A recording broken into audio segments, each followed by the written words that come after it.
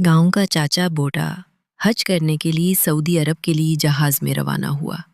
जब तैयारा जद्दा में उतरा तो वो बाहर निकलने के लिए खड़ा ना हो सका। कई बार की कोशिश के बाद लाचार होकर वापस बैठ गया। घबराते हुए एक बार फिर दोबारा खड़ा होने की कोशिश की, लेकिन फिर भी खड़ा ना हो सका। उसने इस्तिग़फ़ार करना शुरू कर दिया और बुलंद आवाज़ में तिलावत करना शुरू कर दी।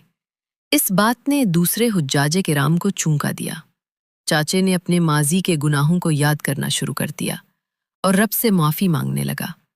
अपनी तमाम गलतियों का, अपनी तमाम कोताहियों का बीवी से एतराफ़ किया, जिसमें एक दूसरी बीवी का एतराफ़ भी शामिल था, जिससे उसने मुक़द्दस सरज़मीन पर रवानगी से सिर्फ 6 माह कबल छप के शादी की थी।